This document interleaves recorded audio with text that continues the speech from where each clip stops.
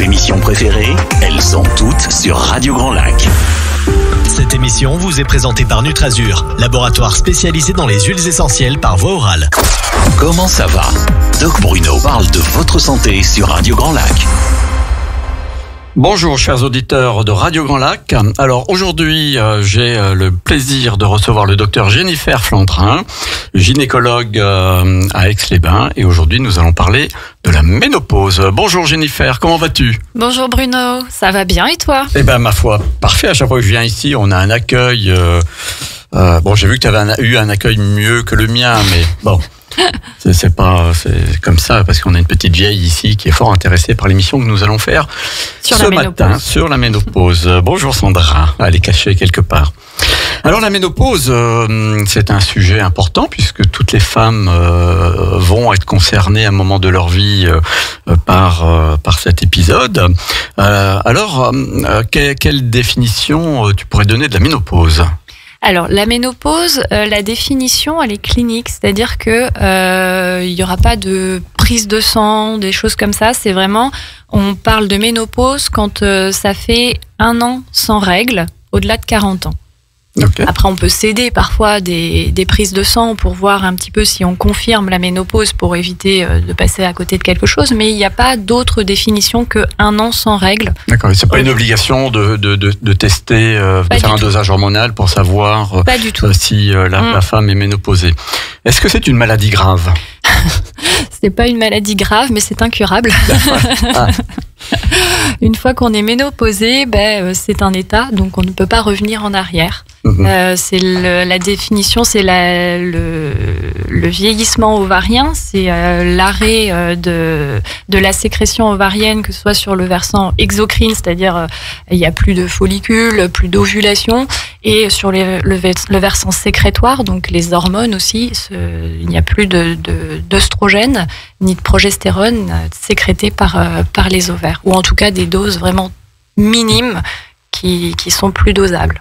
Oui, donc un étape. En moyenne, cette ménopause, elle arrive, tu disais, à partir de 40 ans sans règles. J'imagine que les auditrices qui nous écoutent, elles disent « Oh là là, moi j'ai 39 ans, ça va vite arriver, oh là là ». Non, alors effectivement, il y a l'âge moyen en France, il est entre 51 et 52 ans. On peut l'avoir avant, on peut l'avoir après.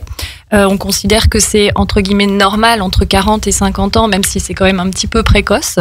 On parle vraiment de ménopause précoce avant 40 ans, ce qui peut arriver, moi, qui n'est pas normal. J'ai souvenir d'une patiente de 25 ans ménopausée suite à un gros choc émotionnel. Oui, et puis il y a plein d'autres choses qui peuvent donner des ménopauses précoces, mais en tout cas la ménopause classique comme on l'entend, c'est effectivement autour de 51-52 ans. L'âge moyen, ça veut dire qu'il y a 50% des femmes qui sont ménopausées avant et 50% des femmes qui sont ménopausées après. Donc on peut l'avoir aussi. J'ai des patientes qui, à 60 ans, sont toujours pas ménopausées. C'est normal, entre guillemets. Il y a pas, c'est une courbe de Gauss, donc on peut en avoir avant, on peut en avoir après, et puis on peut avoir des extrêmes, effectivement, de ménopause très tardive aussi, même si on a aussi des ménopauses très précoces. Le record du monde de la ménopause tardive, c'est quel âge? Est-ce qu'il y a dans le Guinness des records? Je n'ai pas lu le Guinness des records, je ne sais pas. Je ne sais pas. Moi, dans ma patientèle, ça doit être à peu près 60 ans. Oui, ce qui est déjà bien. Parce que je pense que les patientes, des fois, en ont un peu marre aussi d'avoir des règles, surtout que tout ce qui est avant la ménopause aussi, ce qu'on appelle la préménopause, n'est pas toujours facile à vivre, parce que les symptômes qu'on décrit avec les bouffées de chaleur, les règles irrégulières, les règles abondantes, les douleurs, les choses comme ça peut aussi arriver. L'irritabilité. Les troubles de l'humeur, tout ça peut arriver avant la ménopause. On a dit la définition, la ménopause, 1 an sans règles, mais tout ce qui se passe avant, c'est aussi important dans ce processus. Et du coup, la préménopause, elle peut survenir combien d'années avant la ménopause? Est-ce qu'il y a des statistiques? Il n'y a pas vraiment d'âge. Généralement, on retrouve ça entre 45 et 50 ans, mais on peut aussi avoir des patientes très jeunes qui commencent à avoir des symptômes qu'on appelle quand même préménopause. Préménopause, ça veut juste dire avant la ménopause, donc ça veut pas dire grand-chose, il n'y a pas de définition en soi, mais tous ces symptômes qui peuvent être gênants peuvent apparaître très tôt aussi chez certaines patientes. Mais c'est vrai qu'en gros, grosso modo, c'est entre 45 et 50 ans qu'on commence à cafouiller un petit peu. Et ah oui, les femmes cafouillent pas avant, sûrement. Quelle différence on pourrait faire entre des dysménorrhées et la préménopause? Est-ce qu'il y a c'est la même chose. Enfin, c'est des dysménorrhées qui peuvent apparaître à la préménopause parce que on peut avoir des règles plus abondantes. Donc, ce qu'on appelle des ménorrhagies, c'est des règles dues à un petit dérèglement hormonal. Ce qui se passe en fait quand le vieillissement ovarien commence. C'est la diminution du stock folliculaire qui apparaît déjà dès le début, dès qu'on est, on a un stock qui diminue, mais à un moment, il y a ce stock qui diminue tellement que, en plus, les sécrétions ovariennes se font un petit peu moins bien sur le plan des hormones, et donc sur le plan hormonal, l'ovulation se fait plus de façon optimale. Qui explique aussi la diminution de la fertilité avec le temps, c'est que l'ovulation se fait moins bien. Et en deuxième partie de cycle, normalement, on a une progestérone, donc l'hormone, la deuxième hormone féminine. Donc en première partie de cycle, c'est surtout l'œstrogène, et en deuxième partie de cycle, la progestérone, qui normalement vient se mettre à l'équilibre avec l'œstrogène pour justement contrer les effets des œstrogènes, parce que l'œstrogène fait gonfler l'intérieur de l'utérus, l'endomètre, qui donne les règles. Et donc du coup, si on n'est plus à l'équilibre entre l'œstrogène et la progestérone, on a ce qu'on appelle des ménorrhagies, c'est des règles très abondantes qui apparaissent. Et en plus, si l'ovulation ne se fait pas comme prévu, on peut avoir des règles trop souvent ou des règles qui s'espacent. Oui, et j'imagine que les femmes préfèrent quand les règles sont espacées. Oui, mais de pouvoir les prévoir, elles aiment bien aussi. Oui, surtout parce que quand ça fait 3 mois où il n'y a plus rien, c'est cool, et puis paf, d'un coup ça arrive. Ça vient et ça peut venir dans un contexte qui n'est pas forcément exactement, le plus, et puis ça peut arriver de façon hémorragique. Donc là, c'est le moment un petit peu charnière, effectivement, tout ce qui se passe avant cette ménopause qui peut être un peu embêtant. Oui, et moi, je ne sais pas si tu connais le docteur Ugren, un gynécologue psychanalyste. Je ne sais pas s'il pratique toujours, mais j'avais, il y a une vingtaine d'années, assisté à une de ses conférences où lui, sur les symptômes, il expliquait que, alors c'est sa théorie, je vais te la livrer, tu me donneras ton point de vue. Il disait que dans la vie de la femme, on pouvait la découper en plusieurs tranches. Donc il y a la petite enfance, l'enfance, donc là, rien de particulier au niveau gynéco, l'adolescence, là, et la mise en route du cycle. Oui. Et il disait, quand la mise en route du cycle était difficile, c'était parce que l'adolescente ne voulait pas quitter le monde de l'enfance. J'ai entendu cette théorie. Très psychanalytique. Oui. Et puis, après, adolescente, adulte, donc là, c'est le moment où la femme prend ses responsabilités, devient plus responsable, crée un foyer, et puis ne veut pas quitter l'adolescence ou c'est l'insouciance, etc. Et puis la ménopause. Alors lui, la ménopause, il disait que dans son approche psychanalytique, il disait que souvent la femme considérait qu'elle servait plus à rien, qu'elle était vieille, les enfants sont grands, ils ont plus besoin d'elle, le mari s'en va avec la secrétaire de 30 ans plus jeune qu'elle, etc. Et il disait qu'il fallait que la femme soit au clair avec toutes les étapes pour éviter les symptômes de la ménopause. Voilà, je ne sais pas ce que tu en penses. Alors c'est marrant. Je trouvais une approche intéressante. C'est marrant parce que pas plus tard que cette semaine, là, je crois que c'était hier ou il y a la semaine dernière, une patiente m'a dit, ménopausée, du coup, elle m'a dit j'avais beaucoup de bouffées de chaleur. Je suis allée voir un acupuncteur ou un magnétiseur, je ne sais plus, qui m'a dit il faut accepter votre ménopause. Il n'y a que comme ça que vous n'aurez plus de bouffées de chaleur. Oui. Donc c'était un peu dans cette optique. Je me suis dit pourquoi pas si ça marche, mais bon, ça marche pas chez tout le monde, je pense. Oui. On a des traitements qui marchent un peu mieux sur les bouffées de chaleur, vraiment c'est invalidant. Je sais pas, parce que lui, il a pas du tout parlé de l'efficacité de son approche. Et puis la conférence, c'était une conférence pour tous les professionnels de santé. Et puis après, moi, j'ai pas pu discuter avec lui parce qu'il est parti, parce que ça m'aurait intéressé de savoir dans ce qu'il disait, par exemple, si le problème il est dans la petite enfance, régler l'adulte ou l'adolescence ou accepter, est-ce que ça permet de remonter plusieurs années en arrière ou dans différents stades? Voilà. Aujourd'hui, j'ai pas la réponse, mais ça mériterait de. Mais c'est là ton schéma, c'est marrant parce que du coup, généralement, les patientes, elles me disent en préménopause, elles retrouvent ce qu'elles vivaient à l'adolescence. Et c'est exactement la même chose à l'adolescence que j'expliquais sur le trouble hormonal. Ouais. C'est exactement la même chose. Et donc, effectivement, on a les deux extrêmes de la vie génitale de la femme qui se recoupent un petit peu. Par un déséquilibre physiologique. Donc elles retrouvent leurs règles d'adolescente à la périménopause, qui est tout à fait normale en fait. Donc elle met pas la tonicité, le peps de l'adolescence. Un peu moins, effectivement. Est-ce que on pourrait confondre la ménopause avec d'autres pathologies? Alors oui, effectivement. C'est pour ça que je disais là tout à l'heure que parfois on est obligé de passer par des prises de sang, des bilans hormonaux pour voir un petit peu ce qui se passe, parce que parfois il y a des arrêts ovariens, surtout quand c'est entre 40, même avant 45 ans, on peut céder quand même du bilan hormonal, ou parce qu'on a d'autres symptômes qui nous font penser qu'il y a quelque chose qui ne va pas. Mais il y a d'autres choses qui peuvent arrêter les ovaires de fonctionner que la ménopause, et donc notamment ce qu'on appelle les hypogonadismes, c'est la petite glande derrière les yeux, l'hypophyse, qui s'arrête de fonctionner s'il y a une boule dessus, un adénome. C'est bien de vérifier, de l'identifier, parce que ça peut se traiter. Et donc sur ça, on le voit, sur le bilan hormonal, il est complètement différent d'une ménopause. D'accord. Donc, ok. Donc ça, c'est en gros, c'est un des diagnostics différentiels, ce serait surtout ça. Mais après 50 ans, un arrêt des règles, il y a peu de diagnostics différentiels. Oui, et puis on reste là dans un schéma un peu normal et classique. Alors, dans les symptômes, on a évoqué les bouffées de chaleur, on a évoqué. Et quelle est la palette complète des bouffées de chaleur? Est-ce que des symptômes?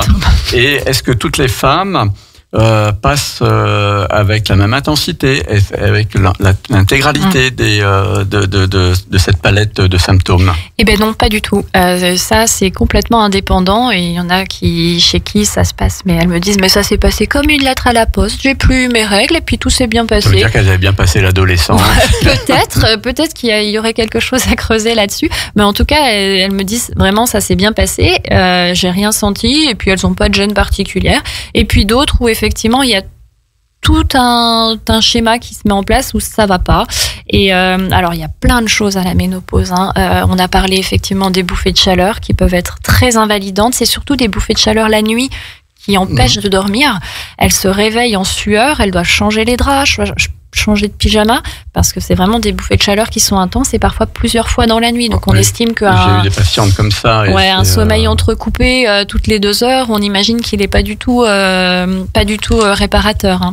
Il y a aussi les troubles du sommeil en soi. Il y a des patientes qui n'ont pas de bouffées de chaleur, mais des troubles du sommeil. Elles se réveillent généralement vers 3 heures du matin et elles se rendorment pas. C'est pratique pour faire sa journée de bonne heure. Oui, si on commence tôt. Mais généralement, c'est quand même pas un sommeil réparateur. Après, dans les autres symptômes, il y a aussi effectivement l'irritabilité. Il y a les syndromes dépressifs, suite à la chute des hormones. C'est des vrais syndromes dépressifs. Ensuite, il y a tout ce qui est les douleurs articulaires. Là, énormément de douleurs articulaires chez les patientes. Que tu expliquerais comment ces douleurs articulaires? Est-ce que parce que l'articulation, avec l'âge, on peut imaginer qu'il y a un terrain arthrosique, qu'il y ait des choses comme ça. C'est pas forcément lié à l'arthrose. Non, c'est vraiment la chute des hormones qui doit modifier des choses au niveau des articulations. Alors je ne saurais pas exactement la physiopathologie, mais en tout cas, c'est le décrire. Un constat clair. Avec des douleurs itératives et migrantes, ou est-ce que ce sont toujours les mêmes articulations? Généralement toujours les mêmes articulations, et c'est plusieurs articulations. C'est pas juste une seule, c'est vraiment plusieurs. Ça peut être les doigts, les mains, mais aussi les genoux. C'est vraiment et indépendant de l'arthrose. Il peut ne pas y avoir d'arthrose et avoir des douleurs articulaires. Après, tout ce qui est sécheresse vaginale aussi, forcément la chute des hormones fait que la muqueuse vaginale n'est plus imprégnée par les hormones et peut être plus sèche. Donc ça peut gêner pour les rapports. Il y a aussi les troubles de la libido. La chute des hormones fait que il y a moins d'envie, et en plus s'il y a des douleurs à cause des sécheresses pendant les rapports, c'est un peu le cercle vicieux. Si on a eu mal, on n'a pas envie. Oui, ça aide pas. Et voilà, si on n'a pas envie, il y a encore moins de lubrification. C'est vraiment le cercle vicieux. Donc ça, faut bien expliquer aux patientes que pour ça, heureusement, on a des traitements qui peuvent aider un petit peu à la sécheresse. À la libido, non, malheureusement, on n'a pas beaucoup de traitements pour ça. Mais pour les sécheresses cutanées aussi, il n'y a pas que la sécheresse des muqueuses. Il y a les sécheresses cutanées, elles ont forcément de la peau qui est plus sèche, avec un vieillissement de la peau plus rapide, les taches brunes, les rides, la peau qui est plus fine. On a déjà vu pas mal de choses là. Ça fait quand même beaucoup de choses.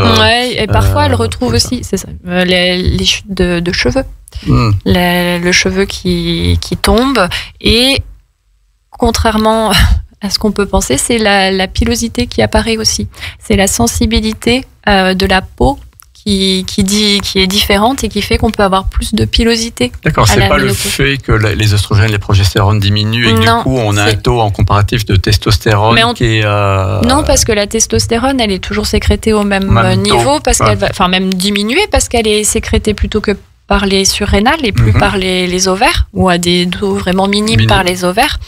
Et donc on peut avoir...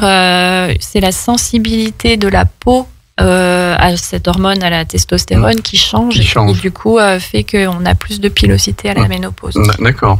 Mais à certains endroits, parce que c'est surtout au niveau du visage. Ce qui se voit, quoi. Donc, ça rajoute à l'inconfort. À l'inconfort, oui, c'est ça.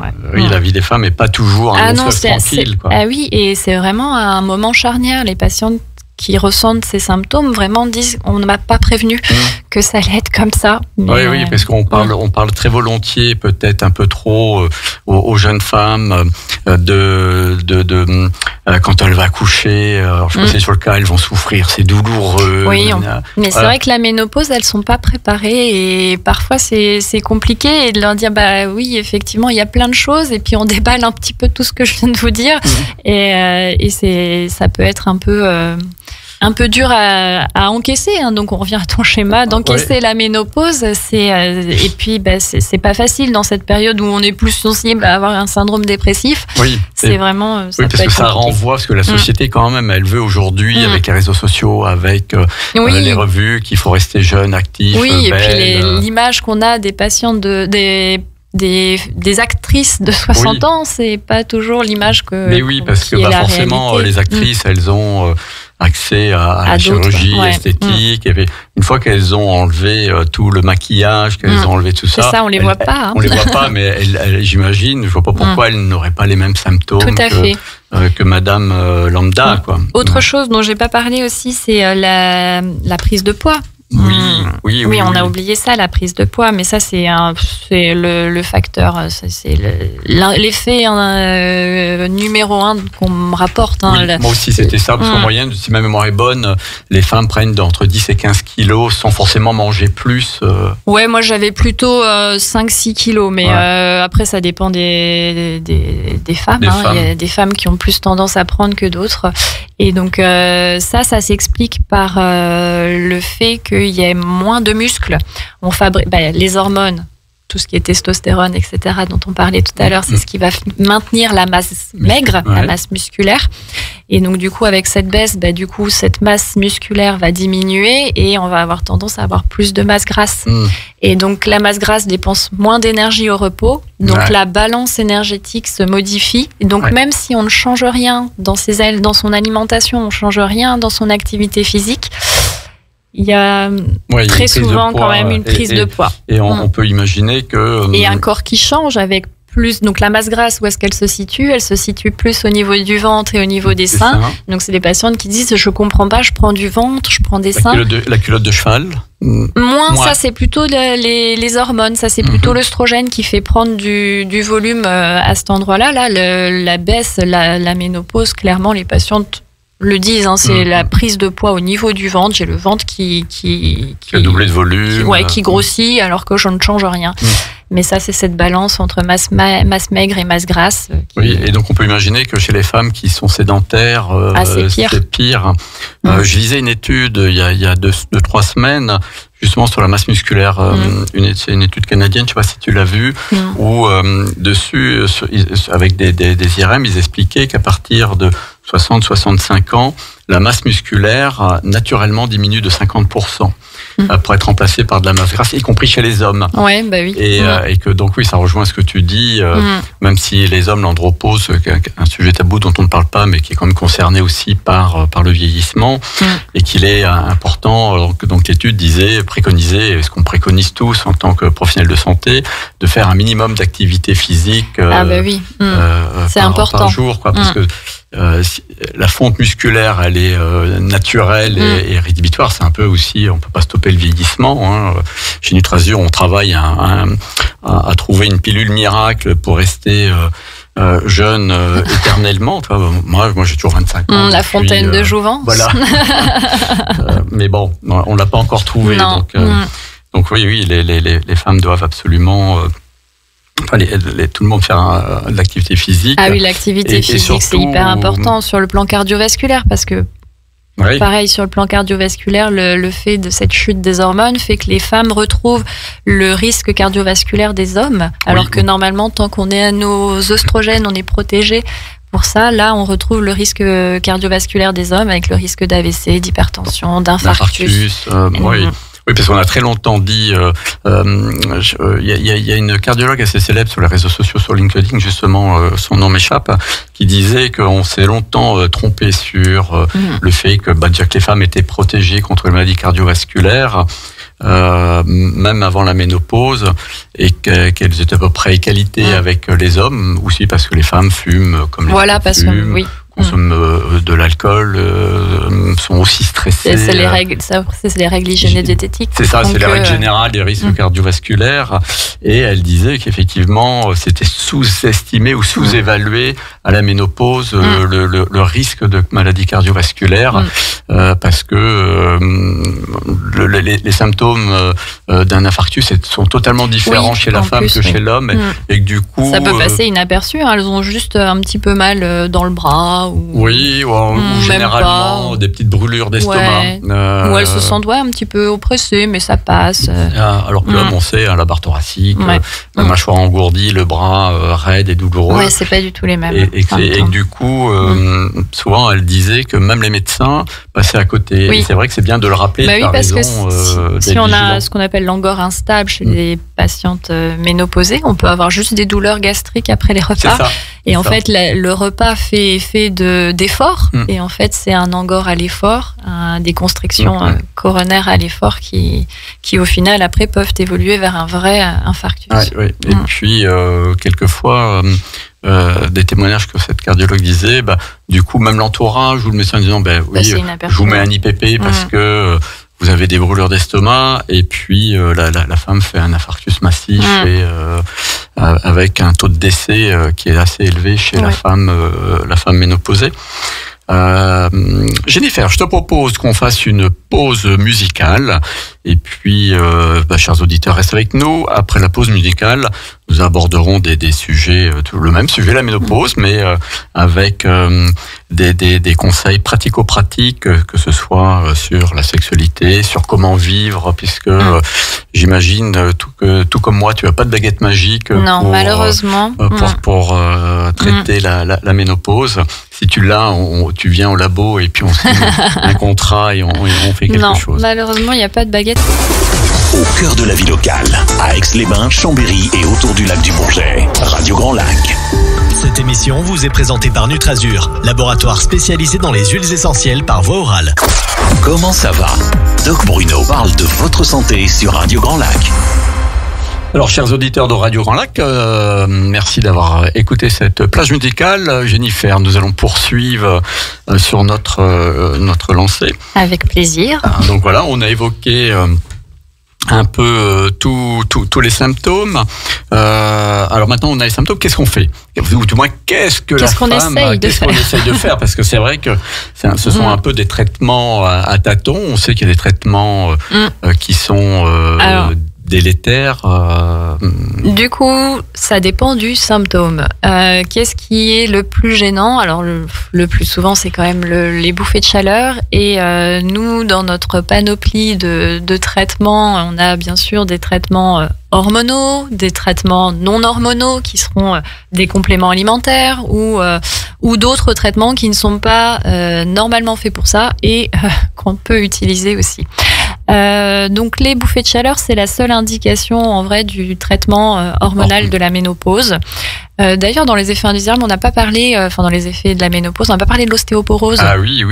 L'ostéoporose, c'est quand même important parce que du coup, dans le traitement hormonal de la ménopause, il y avait aussi l'indication de l'ostéoporose, qui n'est plus très clair actuellement, où vraiment la NSM, c'est vraiment le traitement des bouffées de chaleur, le traitement de la ménopause. Puis l'ostéoporose, elle peut être liée à une hyperacidose du terrain qui fait que les patientes et les patients en général se déminéralisent, parce que je ne sais pas si tu avais écouté l'émission sur l'équilibre acido-basique, mais c'est vrai que la ménopause accélère si le terrain était déjà... et après, c'est pour ça qu'on supplémente aussi en vitamines, en calcium. Et puis, alors la meilleure supplémentation pour moi sont les carbonates de calcium, et un des carbonates qui est le plus intéressant, ça reste l'aragonite, que l'on trouve dans 2 ingrédients, soit la perle de culture, soit donc les femmes peuvent aller à la bijouterie du coin, acheter tous les mois un collier de perles ou se faire offrir un collier de perles et elles le mangent. Ça marche moins bien. Ça marche, mais ça coûte un peu cher. Et sinon, l'autre, c'est de consommer de la poudre de coquille d'huître qui est riche en aragonite et en carbonate de calcium. Mais c'est vrai que l'ostéoporose, on en parle peu parce que du coup, les risques de fracture en cas de chute sont plus importants. Donc, dans le traitement hormonal de la ménopause, c'est de rapporter des oestrogènes et de la progestérone. C'est le traitement classique qui avait été beaucoup décrié il y a une vingtaine d'années. En fait, c'est parti du constat que il y a eu une étude aux États-Unis qui s'appelle la WHI, qui avait étudié les femmes ménopausées à qui on a donné un traitement hormonal, sachant qu'ils ne donnaient pas le même traitement hormonal que nous en France. En fait, eux, ils donnent des oestrogènes combinés équins, donc équins de cheval, des oestrogènes donc de cheval plus un progestatif. Ah oui, j'avais souvenir aussi qu'ils donnaient des oestrogènes porcins. Équin en tout cas, c'est sûr. Porcin, je ne sais pas. Mais en tout cas, dans l'étude de la WHI, ce qu'ils ont étudié, c'est des oestrogènes combinés équins plus un progestatif qu'on n'utilise pas en France, qui était la norethistérone, il me semble. Donc c'était pas du tout le même traitement qu'on donne en France, qui est plus naturel. Et donc ils ont trouvé dans cette étude plusieurs choses. La première chose, c'est que les femmes faisaient plus de maladies cardiovasculaires. Et qu'elle faisait plus de cancer. Je me souviens parce que moi, j'avais reçu cette étude, parce que à cette époque-là, 20 ans, non, pour 20 ans, c'était hier, il était recommandé, il nous était recommandé de stopper. Il y a eu un vrai frein de ce traitement. Il a été diabolisé en disant faut vraiment pas. Et puis on a repris un petit peu cette étude et puis on a regardé. Donc effectivement, en France, on s'est dit mais attends, nous on n'utilise pas les mêmes traitements, les mêmes molécules. On n'utilise pas non plus le traitement de la même façon. Eux, ils avaient donné le traitement hormonal même à des patientes qui étaient ménopausées depuis plus de 10 ans. Elles avaient 60 ans, hop, on les remettait sous traitement hormonal, ce qu'il faut absolument pas faire, ce qu'on sait actuellement. Là, mon cerveau, il vient de vriller en disant quel intérêt de donner un traitement hormonal après 10 ans de ménopause, quoi. Oui, ce serait s'il y a encore des symptômes, mais autant traiter avant dans ce cas-là, parce qu'on s'est rendu compte que si on redonne un traitement hormonal chez des patientes qui ont été ménopausées depuis plus de 5 ans, on fait moins bien que bien. En fait, on risque de faire décoller des plaques d'athérome au niveau des carotides qui ont eu le temps de se créer pendant 5 ans, puisqu'on a dit que les patientes retrouvaient le risque cardiovasculaire des hommes. Et donc, du coup, de faire décoller ces plaques et de faire des AVC. Donc, c'est contre-indiqué, normalement, de donner un traitement hormonal si on est ménopausé depuis plus de 5 ans, sauf bilan cardio, etc. Si éventuellement on peut faire. Qu'il n'y a pas un risque. Et puis sur le risque de cancer du sein, on s'est rendu compte que il y avait, et puis le cancer de l'endomètre aussi, il y avait 2 choses, c'est qu'il y avait des patientes qui n'étaient traitées que par des oestrogènes et pas de progestérone. Donc un déséquilibre. Ce qui faisait que du coup, au niveau de l'endomètre, à l'intérieur de l'utérus, ce qu'on appelle le cancer de l'utérus, c'est le cancer de l'endomètre en fait. Et ben en fait les cellules, elles avaient pas de progestérone, donc on sait que ça donne des hyperplasies atypiques, on appelle ça, qui peuvent évoluer vers un cancer. Donc ce qu'on ne fait pas non plus en France, on donne des œstrogènes seulement si on est hystérectomisé, donc si on a enlevé notre utérus. Et puis du coup on s'est dit, nous effectivement on fait pas la même chose, donc on a regardé une autre étude, c'est l'étude E3N, qui est donc une étude qui portait sur les femmes de la MGN. Et on a regardé, et avec nos traitements, on est quand même beaucoup moins délétère parce qu'on utilise de l'œstrogène naturel. Alors, naturel, c'est-à-dire c'est l'œstradiol. Oui. Okay. Qu'on fabrique normalement par voie percutanée. Donc, c'est-à-dire que c'est des crèmes ou des patchs. Oui. C'est ce qui nous permet un apport massif. Déjà, mais en plus, c'est surtout que ça évite le passage hépatique. Oui. Et le passage hépatique, c'est ça qui peut transformer aussi et faire qu'il y a des perturbations au niveau des troubles, enfin de la vascularisation, des facteurs de coagulation, pardon. Et on donne de la progestérone aussi naturelle, ce qui n'était pas ce qu'on n'utilise pas aux États-Unis, qui utilisait un progestatif de synthèse. Nous, on utilise aussi de la progestérone micronisée généralement. Par voie orale, et en plus l'avantage de la progestérone micronisée, c'est que du coup c'est de la progestérone qui permet d'éviter les troubles du sommeil, parce que du coup ça endort. Donc c'est bénéfique. Voilà. Mais c'est vrai que c'est intéressant de creuser, parce que des études, si on lit éventuellement que l'abstract, oui. On se fourvoie. Non, c'est bien de se reposer et de se dire mais pourquoi pourquoi ça c'est pas pareil, et donc du coup maintenant on a un regain pour le traitement hormonal de la ménopause, maintenant qu'on sait tout ça. Et avec, j'imagine, une surveillance tout à fait. Par contre, effectivement, on fait un bilan cardio, on réévalue tous les ans, voir s'il y en a toujours besoin. Et ce qu'on donne, c'est la dose minimale efficace. C'est-à-dire que généralement, on donne une dose classique, et puis on essaie de diminuer, d'adapter, de trouver la dose qui est la minimale efficace pour être le moins délétère, mais en étant efficace. Parce que si c'est pas efficace, autant ne rien prendre, parce qu'on va avoir que des effets indésirables. Et pour un temps normalement de 5 ans. Oui. On ne donne pas au-delà de 5 ans, sauf cas particulier, donc on réévalue vraiment, parce qu'on sait qu'au-delà de 5 ans, c'est là où on peut augmenter un petit peu le risque de cancer du sein. Ok, ouais, cette étude l'avait démontré. Oui. Mais c'est vrai que aux États-Unis, tout est démesuré, parce que quand tu vas dans les pharmacies, tu peux acheter des seaux d'ibuprofène, des seaux. Voilà, donc, mais nous, c'est vrai qu'on fait les choses un petit peu autrement, et on s'est dit, nous, on fait mieux. Bon, on n'en fait pas, on a quand même un risque, au-delà de 5 ans. Le risque zéro n'existe pas. Voilà, le risque n'existe pas, le risque zéro n'existe pas. Les effets, ils sont là, donc on les surveille, mais au moins, on surveille bien tous les ans. Il y a une bonne maîtrise, on maîtrise les choses. Du traitement, et puis après il faut aussi inviter les femmes à partir du moment où tu leur prescris un traitement, qu'elles continuent à être suivies régulièrement pour éviter d'avoir des après on soucis. sait qu'il y a des contre-indications à ce traitement, les patientes qui ont eu des cancers du sein, on ne leur donnera pas le traitement hormonal. Oui, peut-être pas. Mais les antécédents de cancer du sein dans la famille ne sont pas une contre-indication au traitement hormonal, si besoin. Après, souvent, les patientes sont un petit peu plus frileuses, ce qu'on peut comprendre, mais ce n'est pas une contre-indication en soi. Les autres contre-indications aussi, c'est les troubles de coagulation, d'avoir fait une phlébite, une embolie pulmonaire. Ça, effectivement, on évite aussi le traitement hormonal. Les antécédents cardiovasculaires. Et les antécédents, bien sûr, d'AVC, d'infarctus, ça, c'est une contre-indication absolue. L'hypertension n'est pas une contre-indication, mais ça nécessite quand même un avis cardio pour vérifier qu'on peut bien, avec l'échographie, les TSA, et puis parfois d'autres examens, le coroscanner, et puis de traiter l'hypertension. Tout à fait, les dyslipidémies aussi, le cholestérol, le diabète aussi. Donc tout ça, c'est des choses à prendre en compte. Est-ce qu'avec la ménopause, justement, le bilan lipidique est modifié? Est-ce que la glycémie aussi est modifiée ou pas forcément? Alors, on sait qu'en vieillissant, si on a des gens qui font du diabète dans notre famille, on a plus de risques d'avoir du diabète. Donc, c'est aussi le vieillissement qui fait ça, pas forcément que la ménopause. Mais à la ménopause, le fait qu'il y ait du coup cette masse grasse qui augmente, on a une insulinorésistance qui apparaît aussi.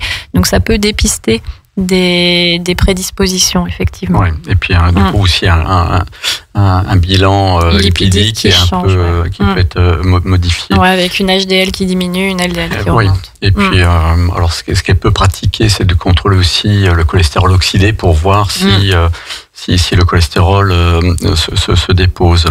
Donc les traitements hormonosubstitutifs pour les bouffées de chaleur. Ça marche aussi donc pour l'ostéoporose. Même si on a d'autres traitements pour l'ostéoporose, mais dans ce cas-là, c'est plutôt les rhumatos qui gèrent, les bisphosphonates, les choses comme ça. Ça marche aussi sur les troubles de l'humeur, des patientes qui sont dépressifs. Parfois, le traitement hormonal peut suffire pour améliorer sans mettre de traitement antidépresseur. Alors, est-ce que tu connais la plante qui est... il y a une plante qui est très efficace sur les troubles de l'humeur chez la femme ménopausée. Le houblon, les houblons. Bon. Donc tu peux conseiller la bière, non. À tes patients. Non, pas l'alcool, parce que l'alcool augmente les bouffées de chaleur. Oui, après il faut augmenter la caféine. Alors oui, c'est vrai qu'il y a tout ce qu'il y a autour pour les bouffées de chaleur, pour éviter, il y a plein d'autres choses. Je rappelle que la consommation d'alcool est à pratiquer avec modération, mais cette plante est effectivement des études, j'en ai une là sous les yeux, qui a été faite dans l'Illinois, à Chicago, qui montre que c'est efficace. Il y a aussi dans d'autres plantes, il y a l'onagre, la bourrache, les choses. On va y revenir sur les plantes parce que il y a 20 ans, c'est vrai qu'on a diabolisé le traitement hormonal. Donc on a dû trouver d'autres choses. Voilà, et je me souviens qu'à l'époque, l'OMS conseillait d'utiliser des traitements à base de phyto, et puis la phytothérapie a été diabolisée aussi. Aujourd'hui, il y a des études qui montrent que ça a changé. Un point important, je pense que nos auditrices et nos auditeurs, la libido. Qu'est-ce que tu peux proposer? Parce que c'est un vrai sujet. Bien sûr. Donc, effectivement, on a parlé du traitement hormonal de la ménopause. Ce traitement hormonal, il ne va pas améliorer la libido.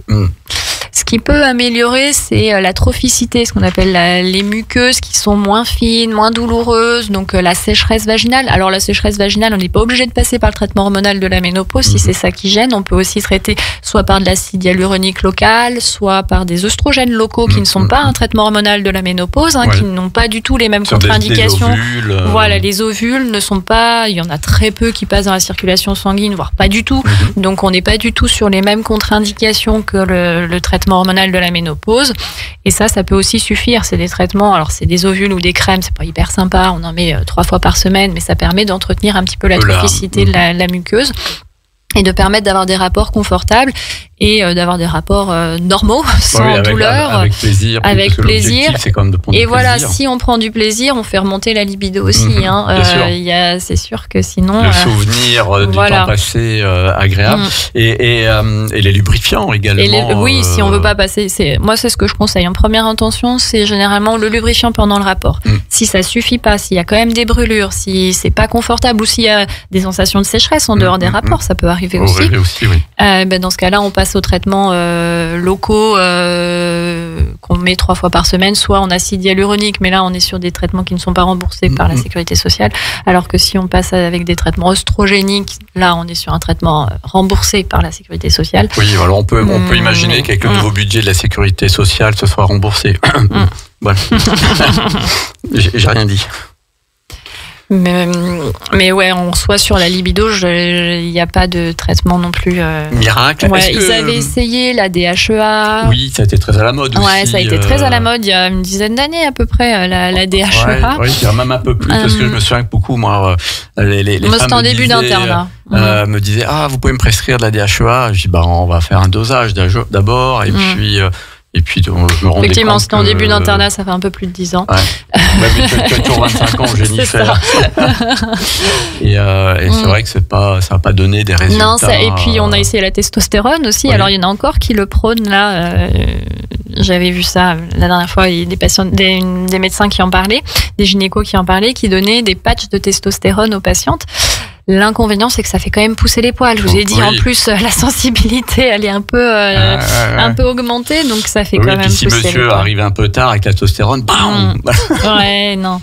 Est-ce que toi, justement, parce que je parle des hommes, est-ce que tu reçois les couples dans ces cas-là? Parce que je pense que c'est aussi important que l'homme soit informé de ce que c'est que la ménopause, parce que lui, il voit sa femme changer, il se dit, elle devient chiante. C'est ça, et elle a plus envie, alors que moi j'ai envie. Et je lui dis un truc, elle part en vrille tout de suite, je me fais engueuler. C'est vrai que je vois pas les hommes. Ouais. Non, clairement, c'est la période où je ne vois pas les hommes. Les hommes, je les vois quand il y a infertilité, des choses comme ça, mais je vois même en contraception, tout ça, on voit jamais les hommes. Enfin, en gynéco, les patientes viennent seules. Je rassure, c'est pareil. Ouais. Hein, surtout quand ils ont 50 ans, qu'il faut faire un toucher rectal, ils sont déjà moins... Non, oui, c'est vrai qu'on ne voit pas les hommes et ça peut être intéressant qu'ils comprennent. Alors, il y a des patientes qui me disent, non, mais mon conjoint, il est compréhensif, il sait, il est patient, si j'ai pas envie, c'est pas un problème dans le couple. Mais c'est vrai que quand ça devient un problème dans le couple, je les oriente quand même vers les sexologues pour en discuter. Ça me semble important, effectivement, de donner cette information, parce que, effectivement, ça peut perturber la vie de couple, voire faire exploser un couple, bien sûr, alors que c'est juste un phénomène, un événement naturel de la vie qu'il faut accepter. Et qu'il faut accompagner. Et dans un couple, l'accompagnement et ce parcours doit se faire, pour moi, à deux. On va terminer cette émission. Alors, la phytothérapie. Donc on n'a pas parlé des autres traitements. Voilà, il y en a plein d'autres. Il y en a plein d'autres. C'est ça, moi, ça m'intéresse parce que tu sais que je suis, j'ai une formation de phyto et que forcément que ça, j'ai un point de vue peut-être différent du tien. Bon, ça va être intéressant d'en parler. Alors. Qu'est-ce que tu proposes, toi, en traitement naturel? Moi, c'est vrai que donc, déjà, dans ma pratique, faut dire, le traitement hormonal de la ménopause, il est en deuxième intention. Oui. En première intention, c'est toujours d'essayer d'autres choses qui ne sont pas des hormones. Les autres choses qu'on peut proposer, donc moi, je propose plutôt des compléments alimentaires en fonction du symptôme qu'on me rapporte. Alors, effectivement, en bouffée de chaleur, je conseille plutôt onagre, bourrache. Puis en plus, ils sont bons pour la peau. Oui, la sauge, les choses comme ça. Et il y a des compléments qui sont tout faits que je ne citerai pas. Après, si c'est plutôt de l'anxiété, des choses comme ça, je peux conseiller du magnésium. Et puis vraiment, c'est en fonction du symptôme de la patiente. Il faudrait que je te présente le fondateur d'un laboratoire sur Aix de Nutrazur. Il a des bons produits. Et puis je peux proposer d'autres choses qui ne sont pas des médicaments aussi. Parfois je propose de l'acupuncture chez les patientes qui ont des bouffées de chaleur ou c'est vraiment très gênant. Et ça marche bien. Enfin, j'ai des bons retours effectivement de patientes qui sont allées vers l'acupuncture. Ta position sur le soja et le yam. Effectivement, le soja, on en a beaucoup parlé avec le risque de phytoestrogène, le risque de cancer de l'endomètre. On avait dit que au Japon, les dames ménopausées, donc ou même avant la ménopause, consomment beaucoup de soja et il y avait une augmentation, un surrisque de faire un cancer de l'endomètre quand on consommait beaucoup de soja. Oui. Alors c'est vrai que cette rumeur est arrivée il y a 20 ans, très rapidement après le fait où on avait reçu l'information qu'il faut arrêter des traitements substitutifs. Et le soja a aussi été diabolisé puisque moi je me souviens, j'avais des patientes qui me disaient ah non mais même les yaourts, je peux pas manger un yaourt au soja parce que je vais faire un cancer hormonodépendant. Quoi. Tout est une question de dose. Oui, c'est ça. Et puis heureusement il y a des études qui ont démontré, j'en ai une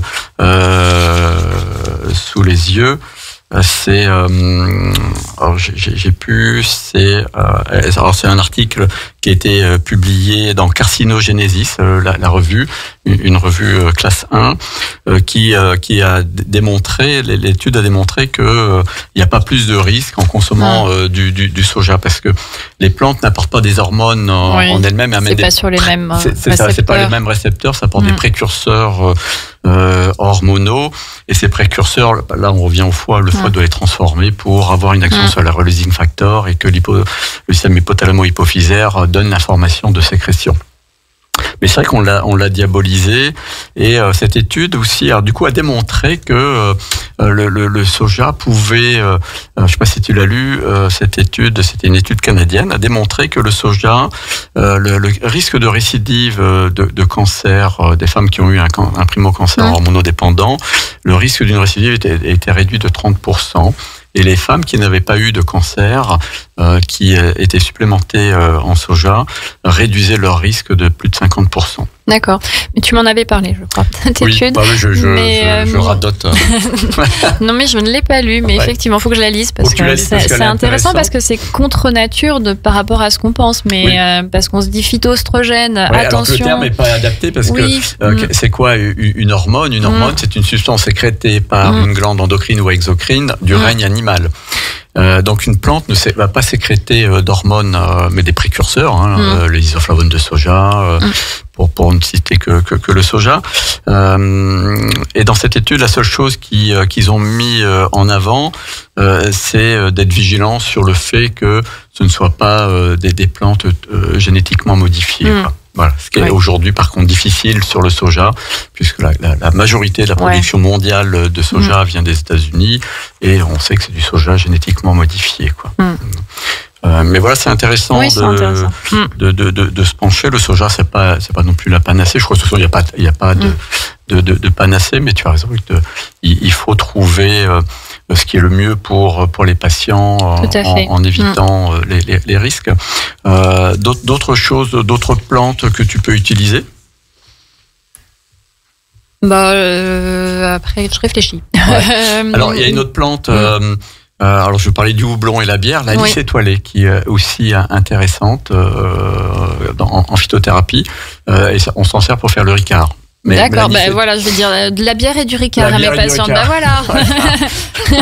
Voilà, donc vous aurez compris, mesdames. Non, surtout, ne vous mettez pas à l'alcool. Non, ça augmente les bouffées de chaleur. Ça augmente les bouffées de chaleur et ça les augmente, repas riches. Ça fait prendre du poids, etc. Mais oui, l'anis étoilé a cette capacité d'aider au niveau des symptômes de type les bouffées de chaleur, quoi. Très bien. Non, moi c'était surtout en tisane la sauge, la bourrache, l'onag, c'est vraiment ce que je propose. La sauge, ça marche bien. D'ailleurs, pour ceux qui veulent, parce que c'est un antitranspirant. Et ça peut être aussi utilisé en local, comme certaines marques font des déodorants avec de la sauge, justement pour stopper la transpiration sous les aisselles ou des choses comme ça, sans avoir à utiliser l'aluminium. Je reviens de deux plantes que tu as citées qui sont hyper intéressantes, c'est l'onag et la bourrache, parce que ces plantes ont aussi un effet positif sur le vieillissement de la peau. Voilà. Et les oméga 3 aussi que tu peux... les oméga 3, bien sûr. Qui sont importants. Jennifer, est-ce que tu vois d'autres choses à rajouter avant que l'on stoppe Il y aurait encore beaucoup de choses à dire sur la ménopause, surtout sur les traitements aussi. On a parlé donc du traitement hormonal, on a parlé des traitements compléments alimentaires, phytoestrogènes ou pas phytoestrogènes. On a parlé de l'acupuncture. Il y a la sophrologie, le yoga. Alors dans les études, c'est vrai que sur tout ce qui était bouffée de chaleur, ils avaient étudié un petit peu ce qui pouvait fonctionner et notamment les activités physiques. Oui, parce qu'en plus ça va réduire les douleurs. Mais l'activité physique n'a pas montré de diminution des bouffées de chaleur en dehors du yoga. D'accord. Pendant la séance de yoga, les bouffées de chaleur... Même au-delà. Donc c'est peut-être l'apprendre la respiration. En tout cas, il n'y a que ce sport-là qui a montré une efficacité sur la diminution des bouffées de chaleur. Et pas les autres sports. Et après, les préventions, donc dans les diminutions de bouffées de chaleur, on a aussi toute la prévention, on disait pas d'alcool. Donc c'est sûr, un repas riche avec de l'alcool, ça risque juste avant d'aller dormir, c'est pas le bon plan. La caféine aussi, la théine, c'est des molécules qui peuvent donner plus de bouffées de chaleur. Et puis c'est déjà pas mal d'essayer de diminuer un petit peu, d'avoir une bonne hygiène, de vie forcément. En général, ça améliore les choses. La sophrologie, puis moi je rajouterais aussi pourquoi pas une aide psychologique, parce que les femmes qui sont dans cet état dépressif, qui se disent avant de passer au psychotrope, qui se disent voilà, je suis vieille, on n'a pas tous le même rapport à la fin de vie. Non, la ménopause, c'est pas la fin de vie, mais à la vie qui avance. Et puis, c'est pas la fin de vie, non, pas du tout. Non. Il reste encore de belles années. On est génétiquement programmé pour vivre jusqu'à 120 ans. Donc, mais c'est vrai que c'est un moment, comme tu dis, charnière. Il faut accepter que on n'a plus 20 ans et que et qu'on peut plus faire les activités que l'on avait à 20 ans, quoi. Et ça, un psychologue peut. Ouais. Et après sur le syndrome dépressif, alors il y a même des antidépresseurs qui aident à diminuer les bouffées de chaleur, les inhibiteurs de la sérotonine. Les IRS. Les IRS, ouais, diminuent les bouffées de chaleur. Donc parfois, même sans syndrome dépressif, on peut proposer des traitements antidépressifs. À dose, à dose réduite, bien sûr, mais c'est des choses qui peuvent effectivement fonctionner. Ouais. Oui, donc intéressant. Et là, il est temps de rendre l'antenne. Jennifer, je te remercie. Merci à toi pour l'invitation. D'être venue à cette émission. Et puis, chers auditeurs, auditrices, j'espère que vous aurez appris des choses intéressantes. Et on se dit au mois prochain pour un thème que j'ai pas encore étudié, mais probablement la médecine d'urgence. Que faire pour ne pas engorger les services d'urgence. Je vous souhaite